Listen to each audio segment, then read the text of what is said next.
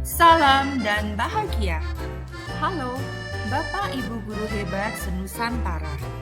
Saya akan memaparkan demonstrasi kontekstual yang merupakan filosofi dan pemikiran dari Ki Hajar Dewantara. Perkenalkan, saya Riana Wika Adiningtyas dari SD Negeri Karangjati 1. Saya merupakan calon guru penggerak angkatan 7 dari Kabupaten Semarang, Jawa Tengah. Dengan pengajar praktik Ibu Ayu Inayah, kelas 07054, dan Ibu Fasilitator Rosmala Dewi.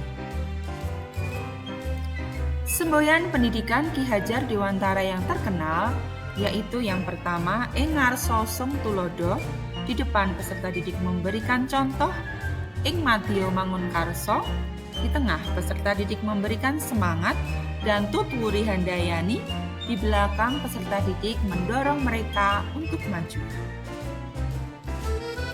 Filosofi pendidikan menurut Ki Hajar Dewantara, pendidikan adalah tuntunan, yaitu tuntunan bagi peserta didik agar selamat dalam mencapai cita-cita dan tujuan hidupnya.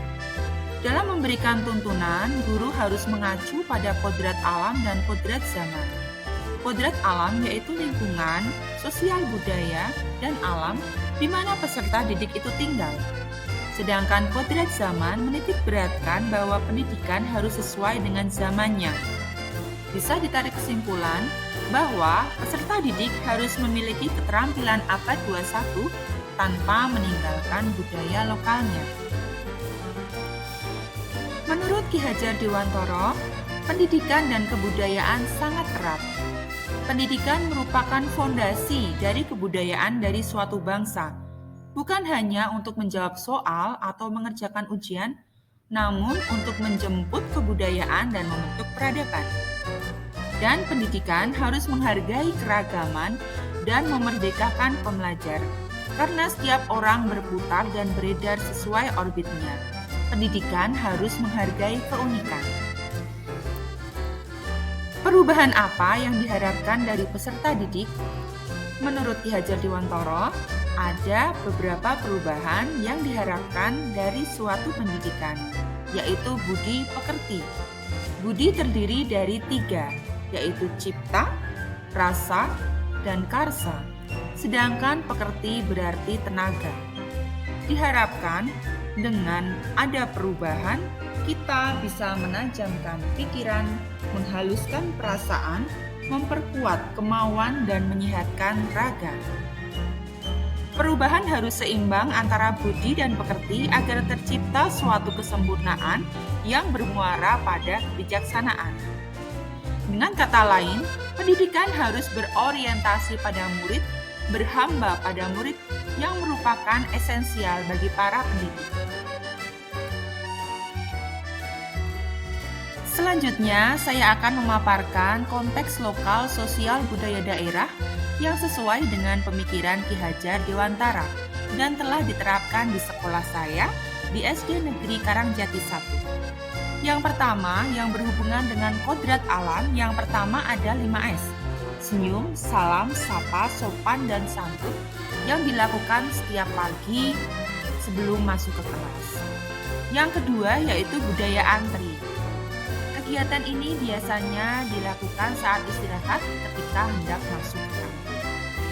Yang ketiga yaitu apel pagi dan melafalkan Pancasila yang dilaksanakan setiap hari Senin atau pada hari-hari besar nasional.